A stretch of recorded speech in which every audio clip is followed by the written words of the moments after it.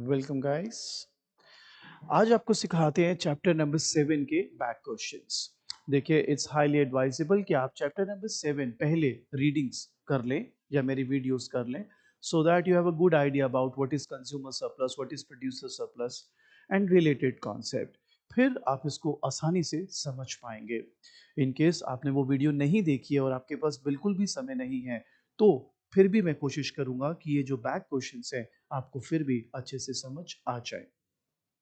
तो आइए शुरू करते हैं। पहला क्वेश्चन आपके लिए, an improvement in technology lowers the cost of producing DVDs, explain what happens to consumer surplus. बच्चों, इसमें सबसे पहले मैंने बनाया demand curve, supply curve, price, quantity. In other words मैंने बेसिक एक इक्विलिब्रियम आपके लिए बना दिया। पर मेरे बच्चों, ये इक्विलिब्रियम, ये जो मैंने बनाया है, it is not applicable in this case. बच्चे कहता है क्यों? मेरे बच्चों, यहां पर आपको कंज्यूमर सरप्लस निकालना है या कंज्यूमर सरप्लस पर इफेक्ट बताना है। तो जब भी सरप्लसेस की बात होगी राजे, आपको ये याद रखना है that the demand curve should be like this, supply curve should be like this. आपने फर्क समझा? ये देखो, ज्वाइंट नहीं है, यहाँ पे ज्वाइन है। तो ऐसा क्यों है मैं बताता हूं मेरे बच्चों। उससे पहले आप इस केस को पढ़िए। An improvement in technology lowers the cost of producing DVD. अगर ये क्वेश्चन सिर्फ यहीं तक होता और बोलता इसको एलैबोरेट करिए, इसको एक्सप्लेन करिए, मैं सिंपली सप्लाई का राइट वर्ड शिफ्ट करता और ये बना देता एंड फिर थोड़ा बहुत एक्सप्लेन करता and I would have got full marks. लेकिन मेरे प्यारे बच्चों, यहां पर आपको बोला गया है, केस तो वही है, improvement in technology lowers the cost of producing DVD, but he is asking what happens to consumer surplus। प्यारे बच्चों, कंज्यूमर सरप्लस क्या होता है आप ऐसे समझिए। ये ए, ये ई, ये पी, ये सपोज एस, चलो मैं टी कर देता हूं इसको।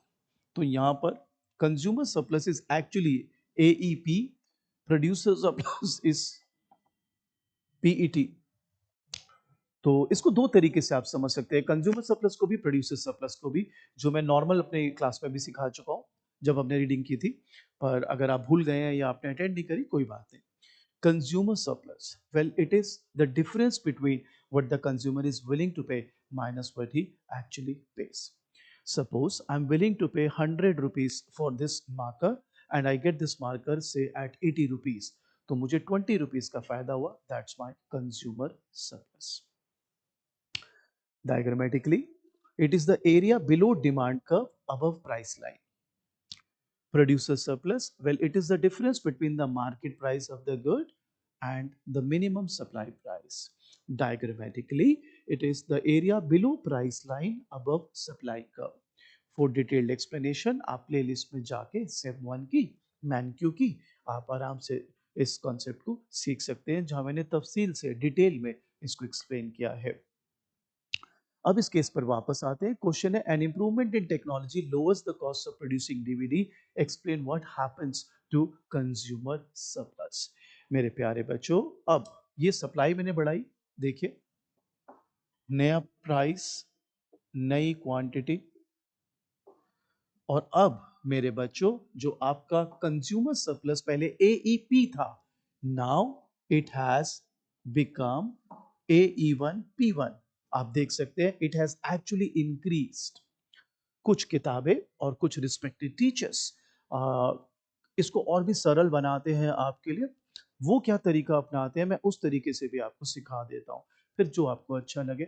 हाँ, अगर किसी को इसका पेपर में कैसे आंसर लिखना है वो नहीं पता हो, तो मेरे को मेरे नंबर पे व्हाट्सएप कीजिएगा, मैं आपके लिए नोट्स शेयर कर दूंगा विथ सॉल्यूशंस, ताकि आपको पेपर में कैसे लिखना है आंसर उसका भी अच्छा ज्ञान हो।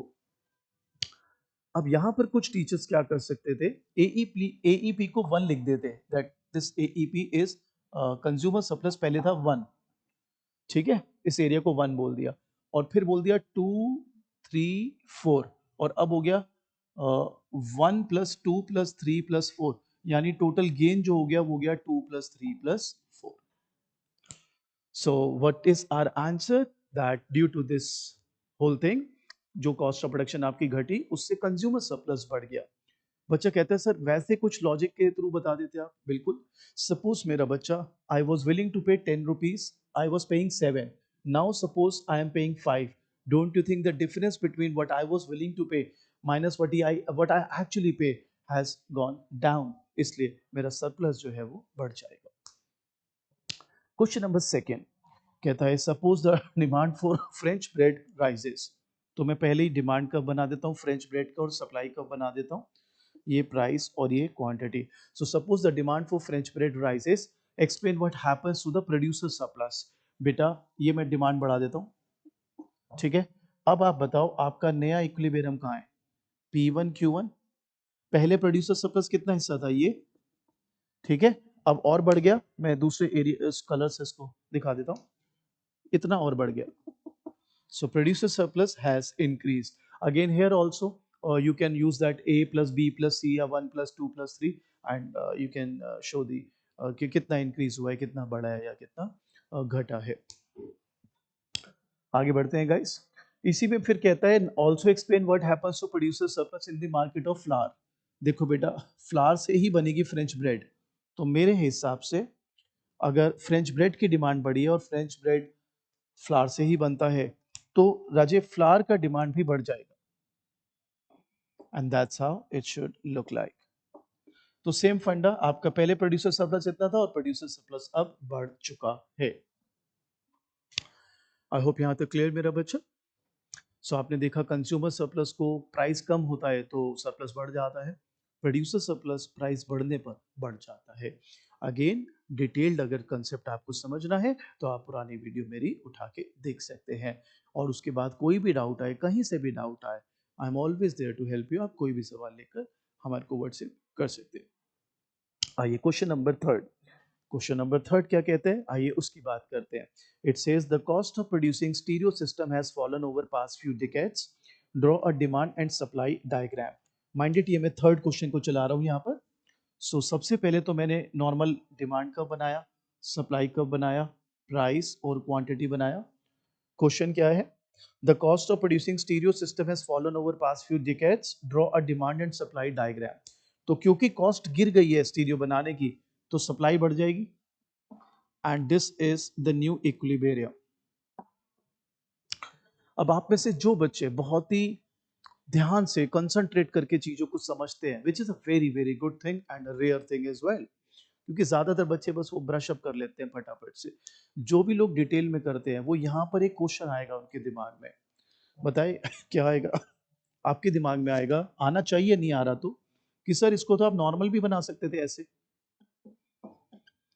मैंने बोला ऐसे नॉर्मल क्यों, सर आपने कहा था ज्वाइन तब करना मैंडेटरी है जब सरप्लसेस की बात हो, यहाँ तो सरप्लस की बात है नहीं, यहाँ तो है draw demand and supply diagram, तो आप नॉर्मल भी बना सकते थे।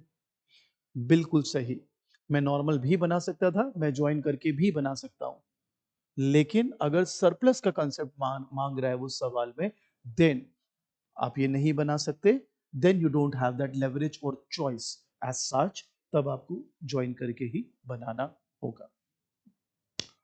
आई होप यहां तक क्लियर सबको मेरा बच्चा। सेकेंड कहते हैं what happens to consumer surplus and producer surplus, is gonna be very interesting. आप सभी लोग से विनती है ध्यान दीजिए। ये मैंने बनाया demand curve, supply curve. Second part के लिए अब मैं जाता हुआ, ये प्राइस ए ई टी, ये quantity. So suppose consumer surplus पहले था 1, प्रोड्यूसर सरप्लस पहले था 2। हालांकि मैं इसमें भी कुछ चेंजेस भी ले आऊंगा, कैसे अभी बताता हूं। पहले सिर्फ एक प्लेन डायग्राम देखो, ये ठीक है 1 + 2। बिफोर दैट थिंग जो हम अभी वो सप्लाई को चेंज करके दिखाएंगे। अब सपोज सप्लाई बढ़ गई,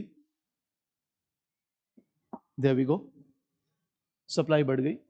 अब आप बताओ अगर सप्लाई बढ़ गई तो ये Q1, ये P1।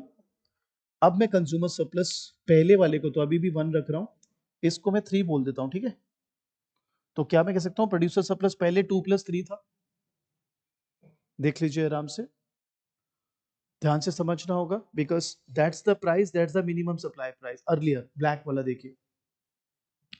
So consumer surplus was 1, producer surplus was 2 + 3। मेरे प्यारे बच्चों, अब कंज्यूमर सरप्लस कितना हो गया? ये थोड़ा सा स्पेस का कंस्टेंट है, मैं इसको 4 बोल रहा हूँ, इसको 5 बोल रहा हूँ। तो क्या मैं कह सकता हूँ कंज्यूमर सरप्लस अब हो गया 1 plus 3 plus 4 plus 5, because now that guy is paying P1, सो ये उसको फायदा मिल गया 1 प्लस 3 और ये 4 प्लस 5, क्योंकि क्वांटिटी Q1 तक बेच रहा है, खरीद रहा है। प्रोड्यूसर सरप्लस की बात कर लेते हैं, इसको मैं T1 बोल देता हूं, इस एरिया को मैं बोल देता हूं सपोज 6, इसको बोल देता हूं 7। अब प्रोड्यूसर सरप्लस कितना है? You need to be very very sharp here. मेरे ख्याल से अब ये है 2 प्लस 6 प्लस 7। देखिए 2 प्लस 6 प्लस 7 आप नोटिस करेंगे तो आप पाएंगे अब ये प्राइस है और ये मिनिमम सप्लाई प्राइस है। सो 2 6 7 ये हिस्सा। आई एम पॉजिंग हियर, आप आराम से देख लें, तसल्ली कर लें।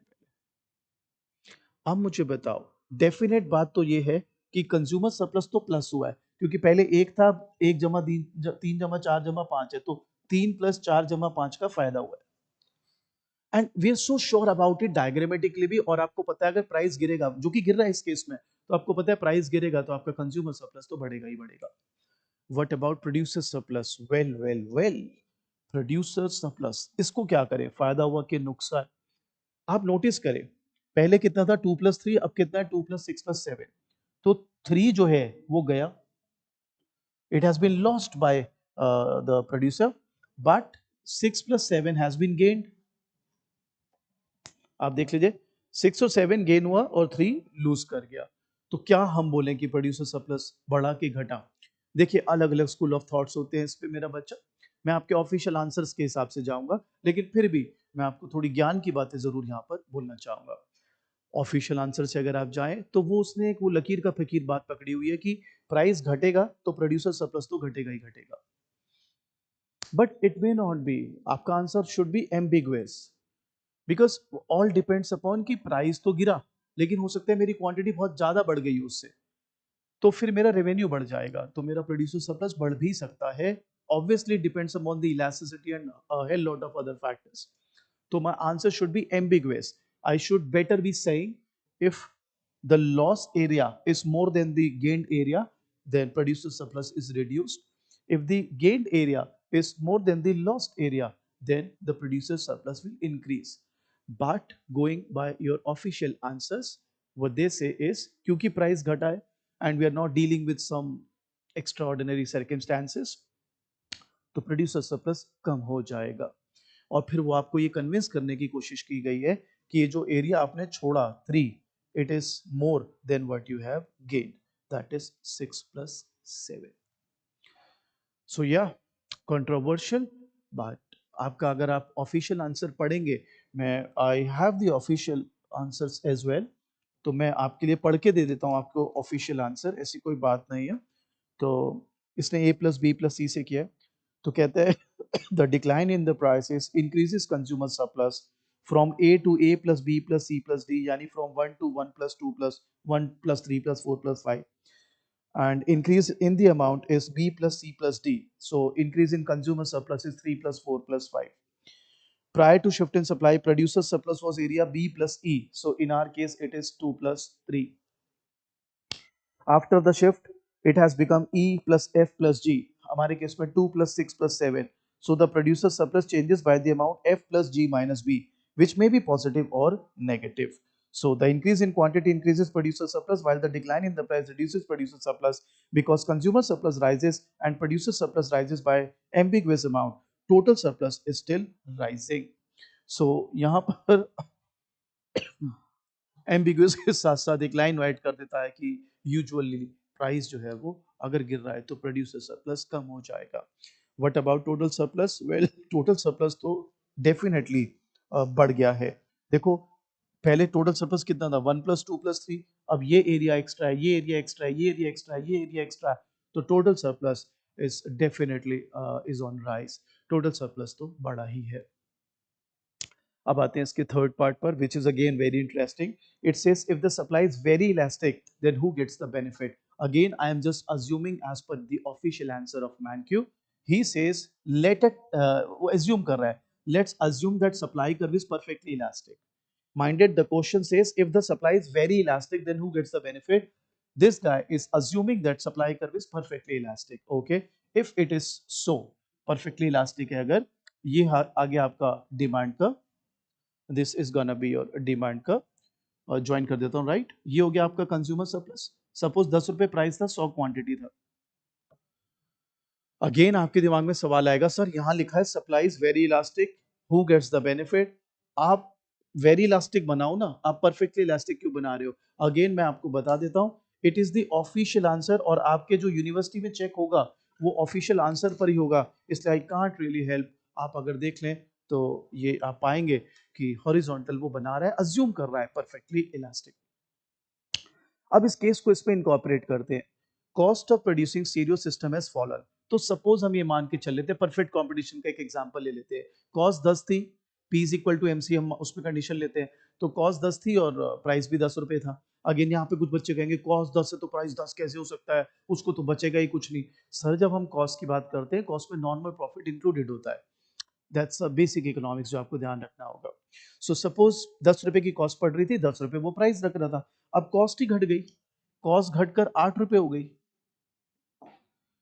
तो वो 8 रुपए प्राइस रख रहा है। तो डोंट यू थिंक मेरा बच्चा, कंज्यूमर सरप्लस जो कि पहले इतना हिस्सा था, अब बढ़कर ये हिस्सा भी ऐड हो गया उसमें। So it is only the consumer who gets all the benefit. So इस प्रकार की कुछ एप्लीकेशन क्वेश्चंस आपको पेपर में आती हैं। ये तो रही बिल्कुल प्लेन वाली। एक ऐसे टाइप की आ जाएगी कि न्यूमेरिकल सॉल्व करने को बोलेगा, एक ऐसे आ जाएगी कि आपको बोलेगा स्टेप कर्व्स बनाओ। तो अभी अब हम उसकी प्रैक्टिस करते हैं। आई होप ये जो बेसिक वाले कंज्यूमर सरप्लस प्रोड्यूसर सरप्लस के क्वेश्चन है, ये आपको ठीक से समझ आ गए हैं। चलो बेटा, मैं आपको नेक्स्ट क्वेश्चन कराता हूँ। बहुत ही इंटरेस्टिंग क्वेश्चन है, और ये क्वेश्चन ना मैंने बैक क्वेश्चन ना लेके आपका यूनिवर्सिटी का आया हुआ सवाल लिया है, बिकॉज आपके जो इंटरनल्स वगैरह होंगे इनमें ऐसे क्वेश्चंस आने के चांसेस काफ़ी रहेंगे। आइए क्वेश्चन आपके लिए सॉल्व करके देता हूँ। From the following cost schedule of producing burgers, draw the supply curve of burgers and also find the producer surplus at rupees 150। बेटा आपको क्वेश्चन में तो सप्लाई कर्व भी बोलेगा, बट मैंने आपकी रेफरेंस के लिए यहाँ पर लिख दिया है step curve. Why I am writing step curve, अभी आपको पता चलेगा। सो आइए शुरू करते हैं मेरा बच्चा सॉल्यूशन। तो मैं सीधा टाइम वेस्ट नहीं करूंगा, सीधा आपको मेन बात पे लेके आता हूँ। एम जो है उसको बर्गर बनाने में 200 रुपये लगते हैं, एन को 150, वाई को 90, जेड को 40। तो हमें एक पहले परमुटेशन कॉम्बिनेशन सॉर्ट ऑफ लगाना होगा। अब अगर मैं आपसे बोलूं कि प्राइस 200 या ज्यादा रहे, 200 और मोर, तो डोंट यू थिंक जो सेलर्स रहेंगे वो रहेंगे एम, एन, वाई एंड जी, और जो क्वांटिटी सप्लाइड आएगी बेटा वो आएगी 4। अब यहाँ पर कई बच्चों का सवाल आ सकता है कि सर ये बात तो समझ आती है that Z will be more than happy to sell at 200 और मोर, क्योंकि उसकी कॉस्ट 40 है।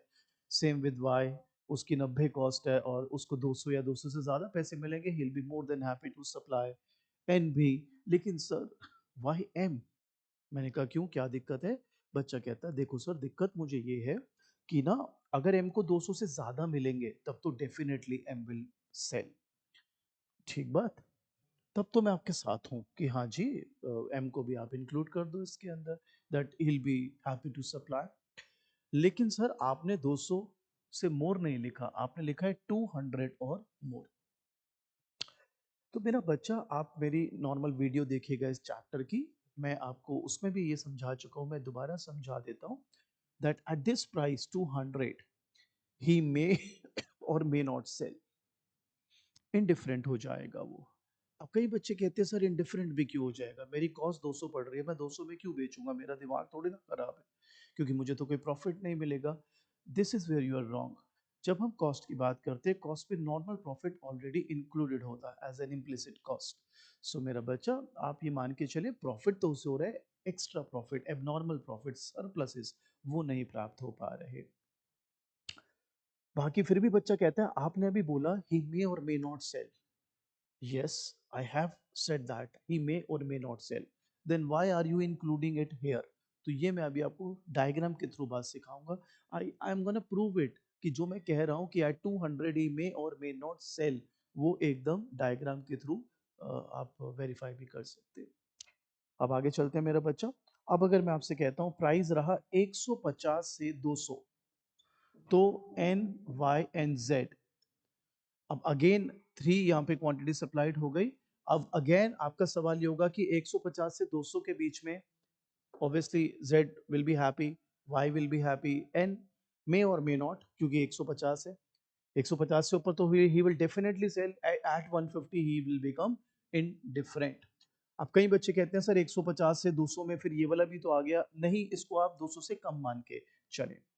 अगली मैं कैटेगरी आपके लेता हूँ बेटा, अगली कैटेगरी में आपके ले रहा हूँ 40 से 90, और वो 40 से 90 जो है मेरा बेटा, वो मैं इनको कंपेयर करके ही ले रहा हूँ। सो Y एंड Z 2, और अगर मैं आपको बोलूँ 40 और लेस, ठीक है, तो खाली Z। ये अब आपको ध्यान देना होगा। तो क्यों मैं इसको स्टेप कर्व कहता हूं मेरा बच्चा, मैं उस चीज को अभी आपके साथ आपके समक्ष पेश करता हूं मेरा बच्चा। अब जब आप इसका डायग्राम बनाते हैं, यहां लेते हैं आप क्वांटिटी सप्लाइड, ठीक बेटा, और यहां लेते हैं आप प्राइस। तो हम यहाँ पर अलग अलग तरीके से आपके प्राइसेस जो हैं वो यहाँ पर हम बनाएंगे, और जो यहाँ पर गिवन है हमें प्राइसेस वही हम यहाँ पर ले लेते हैं, like 40, 90, then we have 150 and then we have 200। तो ध्यान देंगे बेटा, 1 2 3 4 5 एट 40 ये ऐसा बनेगा, क्योंकि एट 40 ही मे और मे नॉट सेल, इनडिफरेंट हो जाएगा ना, इसलिए 0 और 1 दोनों दिखा रहा हूं मेरा बच्चा। 40 से 90 अगर हो जाए ये, तो 1 यूनिट तो पक्का बिकेगा, सेकंड में और मे नॉट बी देयर। अगर 150 रुपए प्राइस हो जाए तो पक्की बात है 2 यूनिट तो बिकेंगे बिकेंगे, थर्ड में और मे नॉट बी सोल्ड। अगर बेटा 200 या 200 से ज्यादा प्राइस हो जाए, 3 यूनिट तो पक्का बिकेंगे, 4 भी बिक सकते हैं। आप इसको ऐसे समझो ना मेरा बच्चा, अगर प्राइस 40 रुपए है तो आपका ये जो लीस्ट आपका सुपर प्रोड्यूसर है, जो जिसकी कॉस्ट सबसे कम है, 40 वाला, he may not sell, that is 0, he may sell 1। अगर 90 रुपीज प्राइस हो जाए तो ये वाला बंदा तो डेफिनेटली विल सेल। सेकंड वाला बंदा, इफ ही डजंट सेल तो 1 यूनिट 40 वाले की तो रहेगी, if he is able to sell तो 2 हो जाएगी। अगर प्राइस 150 हो गया तो ये 40 और 90 वाला तो definitely will sell. Third guy, he may not and he may sell. अगर 200 हो जाए तो ये तीनों बेचेंगे, 3 यूनिट तो पक्का मार्केट में आएंगी, at this price he may not sell और ही मे सेल। इसलिए इसको बोलते हैं स्टेप कर्व, क्योंकि आपको वो इनडिफरेंट के साथ बनाना होता है। अब कई बच्चे कहते हैं बट हम तो सर यूजुअल सप्लाई कर्व जब भी बात करते हैं तो वो तो ऐसा होता है, तो बात आपकी एकदम जायज है, वो बिल्कुल ऐसा होता है, वो स्टेप्स को ज्वाइन करके सप्लाई कर्व बन जाता है मेरा बच्चा। वो बेसिकली आपको बता रहा होता है कि एट गिवन प्राइस कितना आप सप्लाई कर सकते हैं। इसका एक ये भी आप ऐसे भी समझ सकते हैं, ये देखिए, अगर मैं इसको ऐसे बनाऊं, ये देखो, तो बेसिकली क्या दिखा रहा है, ये बता रहा है 40 रुपीज पर मैक्सिमम कितनी सप्लाई होगी, 90 रुपीज पर मैक्सिमम कितनी सप्लाई हो सकती है, 150 पर मैक्सिमम कितनी सप्लाई हो सकती है, एंड 200 पर आज मैक्सिमम कितनी सप्लाई हो सकती है। इसको आप चाहें तो इस प्रकार दिखा सकते हैं, 40 से कम प्राइस होगा तो सप्लाई 0 है मेरा बच्चा, फिर he is not ready to sell. So this is how the one can have a supply curve. Surpluses के भाषा में इसको हम बोलने वाले हैं that it is a step curve. इसी क्वेश्चन में एक पार्ट और भी दिया गया है, आपको कहता है also find out the producer surplus at 150। देखिए मेरा बच्चा, for M there shall be no producer surplus, N no surplus 0 आप कह सकते हैं, Y will surplus will be 60, Z 110। कैसे, आप पहले दिमाग लगाओ और बताओ क्या ये बात सही है। प्रोड्यूसर सरप्लस क्या था, difference between the market price, difference between the market price and the minimum supply price. तो यहाँ पर मार्केट प्राइस मेरे बच्चों आपको बोला ही है 150 bucks, find out the producer surplus at 150। तो 150 में से बेटा ये तो वैसे ही 200 रुपए देने में उसकी कॉस्ट पड़ रही है, तो इससे सरप्लस बचा नहीं। 150 minus 150 0, 150 minus 90 60, 150 minus 40 110। So not all the producers here are gonna get the producer surplus. Only those producers जिनकी कॉस्ट या जिनका मिनिमम सप्लाई प्राइस 150 से कम है, they will be able to enjoy the producer surplus. अब हम आपके लिए आपकी रीडिंग्स का एक क्वेश्चन उठाते हैं और आपकी रीडिंग्स में एक बारी मैं खोल लेता हूँ, आपका बैक क्वेश्चन निकाल लेते हैं। अब मैं आपको आपकी रीडिंग का एक न्यूमेरिकल क्वेश्चन आपके लिए बोर्ड पे लिखता हूँ और सॉल्व करके देता हूँ मेरा बच्चा। आई होप ये वाला क्वेश्चन अब आपको काफी क्लियर है। ये मैं मिटा रहा हूँ बेटा।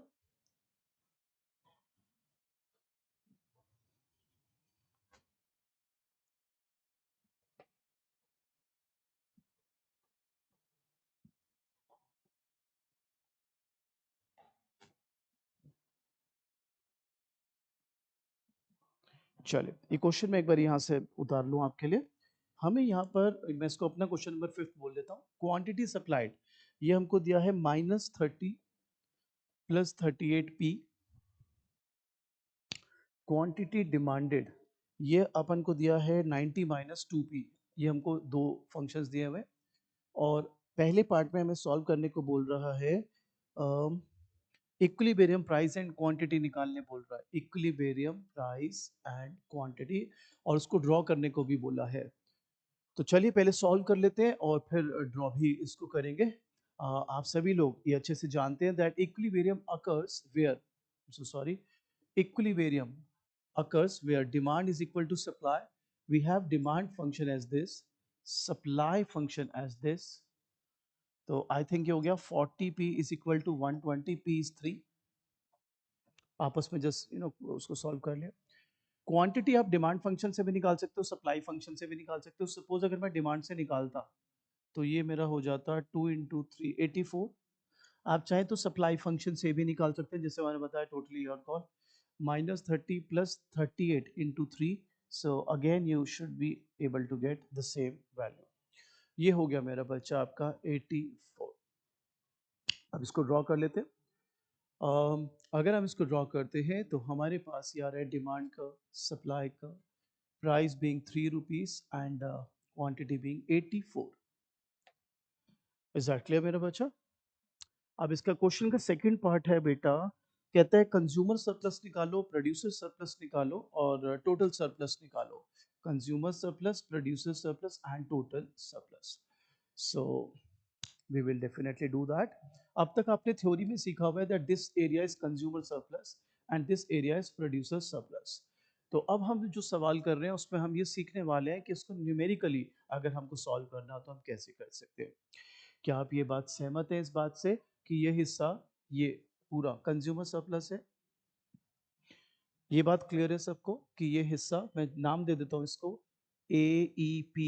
डू यू गाइस अग्री कि AEP is actually the consumer surplus? Yes. So if you are agreeing that AE and AEP is consumer surplus, तो मैं फिर अब इसको सॉल्व कैसे मैथमेटिकली करना है वो आपको बताता हूँ। देखो मेरा बच्चा, I need to have this, ये मुझे मिल जाए तो बात बन जाए। ये डिमांड कर्व है। डिमांड इक्वेशन देखो क्या थी आपकी, सर ये थी 90 - 2p। ओके, आप बताइए इस टिप पर, वर्टिकल इंटरसेप्ट पर क्वांटिटी क्या है? Sir 0। Put that 0 here. You get 90 - 2p, 2p is equal to 90, p is equal to 45। This is 45।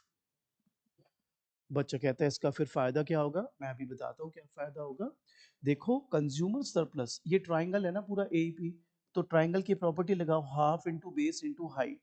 Half into base, base मतलब 84, हाइट मतलब ये हिस्सा, यानी 45 - 3। तो आपके पास आ गया हाफ इंटू 84 इंटू 42। इन अदर वर्ड्स ये आ गया 42 इंटू 42। आराम से एक बार ही देख लो आप लोग, मैं आपके लिए एग्जैक्ट वैल्यू निकाल देता हूँ मीनवाइल। आप तब तक कंसेप्ट पर ध्यान दे दें। तो ये अब हमारे पास आ रहा है बेटा 42 इंटू 42, 1764।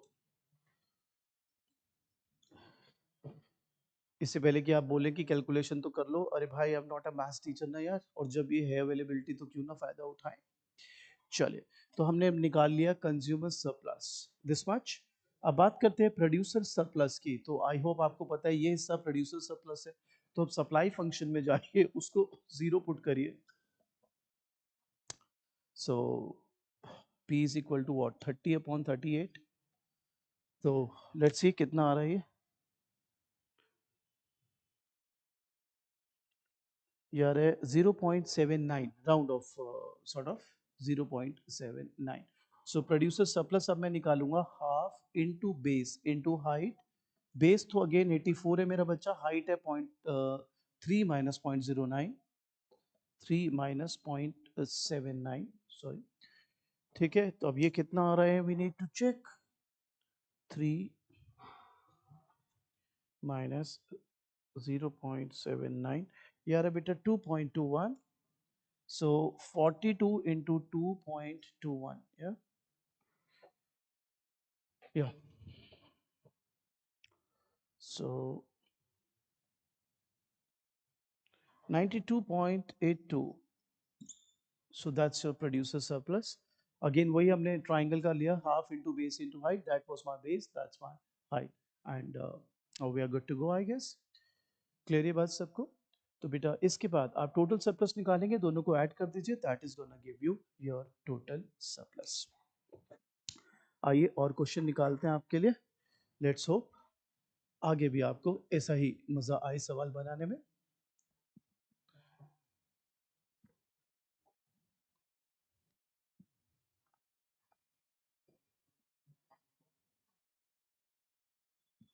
चलिए अगला क्वेश्चन भी मैं आपकी रीडिंग्स का ही यहाँ पर करवा रहा हूँ, बैक क्वेश्चन।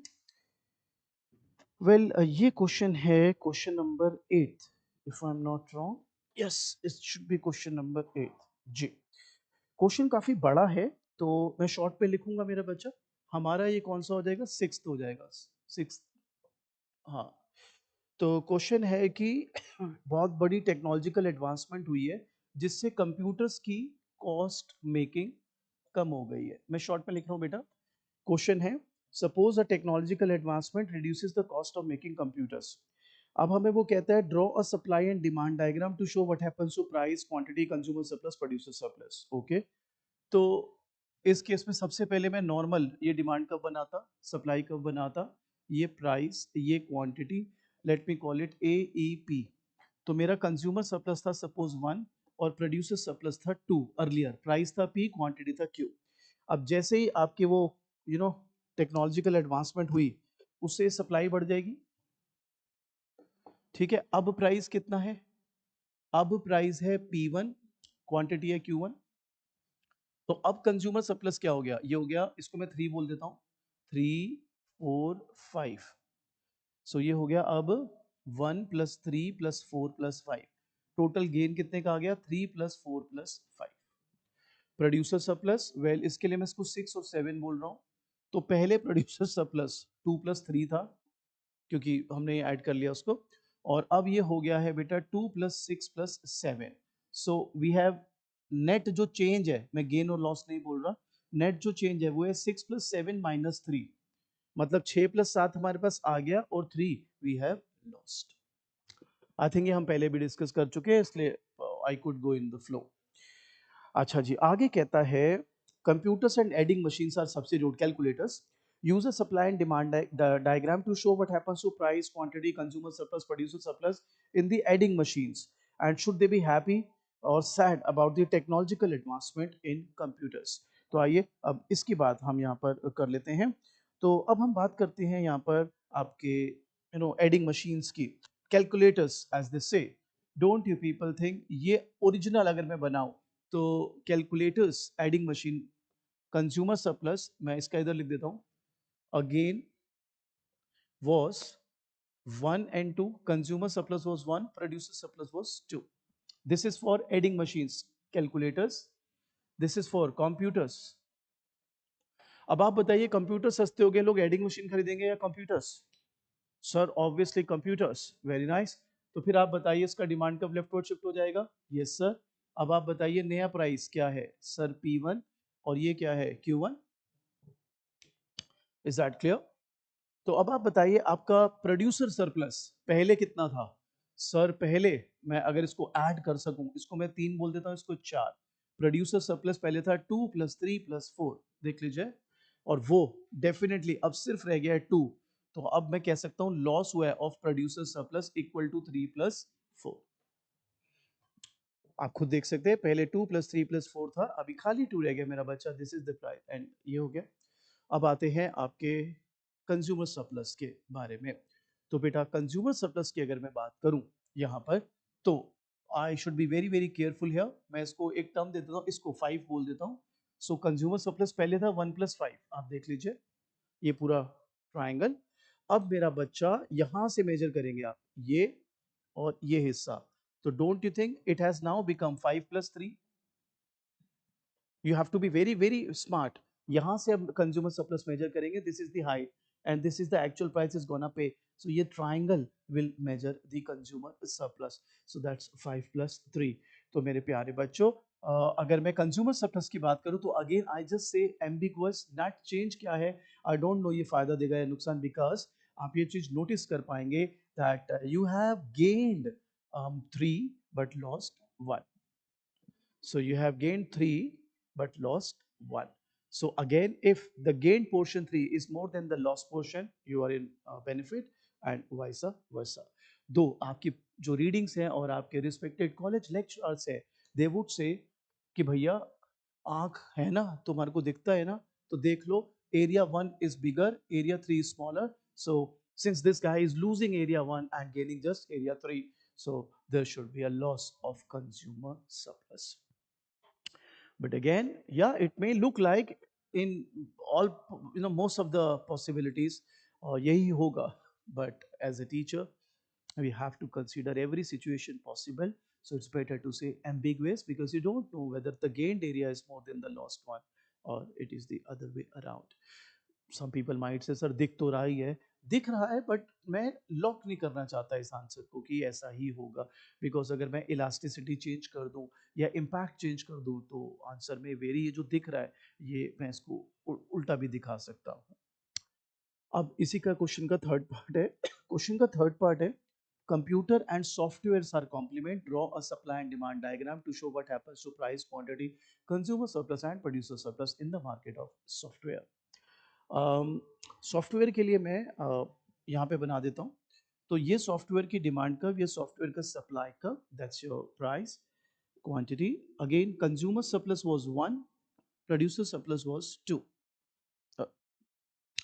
अब क्योंकि कंप्यूटर सस्ते हो गए, कंप्यूटर लोग ज्यादा खरीदेंगे तो ऑब्वियसली उनको सॉफ्टवेयर भी लेना होगा, सॉफ्टवेयर की डिमांड बढ़ गई एंड देयर वी हैव, ठीक है। अब ये प्राइस बढ़ गया और ये क्वांटिटी बढ़ गई। अब आपको नोटिस करना होगा, अब मैं इसको नाम दे देता हूँ 3 और इस एरिया को नाम दे देता हूँ 4। Now I am so sorry about this, थोड़ा छोटा है ये। तो कंज्यूमर सरप्लस पहले 1+3 मान लीजिए। अब आपका कंज्यूमर सरप्लस यहां से मेजर होगा मेरा बच्चा, फ्रॉम हियर, एंड प्राइस ये हो गया है। सो consumer surplus now becomes 3+4। Notice करिए पहले क्या था 1+3, अब आप यहां से मेजर करोगे मेरा बच्चा फ्रॉम हियर, सो ये यहां से यहां तक ये, सो इट इज 3+4। तो बेटा नेट चेंज क्या रहा मेरा बच्चा, नेट चेंज रहा 4-1। You have gained 4 but you have lost 1. Again I would say ambiguous, ये old consumer surplus, ये new consumer surplus and ये इसका change। आप देख सकते हैं पहले कंज्यूमर सरप्लस 1+3 था मेरे बच्चों, और प्रोड्यूसर को चलो बाद में बात करते हैं, और फिर कंज्यूमर सरप्लस जो कि इस हाइट से मेजर होगा, now he is willing to pay this much, right. So अब ये ट्राइंगल ब्लू वन, ये आप अगर देखेंगे तो ये 3+4 है, सो 4 आ गया, एक चला गया मेरा बच्चा। Producer surplus, I think he is a happy bunch. तो आप देखिए पहले प्रोड्यूसर सरप्लस क्या था, सिर्फ 2, और अब ये हो गया 1+2+5, सो ही डेफिनेटली इज अ गेनर। उसको फायदा कितने का हो रहा है, उसको फायदा हो रहा है 1+5। तो पहले खाली ये एरिया था 2, अब ये इतना पूरा एरिया हो गया, which is 2+1+5। So that's the change. बाकी फर्दर क्वेश्चंस के लिए मेरा बच्चा, नोट्स के लिए, चाहे हैंड रिटन चाहिए हो चाहे प्रिंटेड, पास्ट पेपर्स के लिए, और सबसे इंपॉर्टेंट बात, किसी भी डाउट के लिए आपको आपके सीनियर्स वगैरह डरा सकते हैं, कॉलेज बडीज डरा सकते हैं, कई बारी सॉरी टू से टीचर्स भी डरा सकते हैं, equations is very difficult, oh you not gonna, ऐसे पढ़ोगे तो you not gonna make it. भाई साहब, आपको जहां से क्वेश्चन लेना हो, जहां मर्जी से, you've got Manque, you've got Variance, you've got, I mean, Lives and Crystal, I mean, so many book. So मुझे बुक से कोई मतलब नहीं है, और ये मेरी एरोगेंस नहीं है. टीचर और चीटर में फ़र्क तो होना ही चाहिए ना. तो आपका कोई भी क्वेश्चन हो, कोई भी क्वेरी हो, you need past papers, you need some solution, you need some notes, you just need to do this. WhatsApp at this number. First sem का ग्रुप भी बना होता है, उसमें ऐड भी कर दूंगा आपको. And whatever help you want to have, you can have from me. And again ये फ्री है, इसके लिए कोई पैसे नहीं है. अगर आपको लग रहा हो कोई मार्केटिंग गिमिक है, तो ऐसा बिल्कुल नहीं है. I hope this video helps.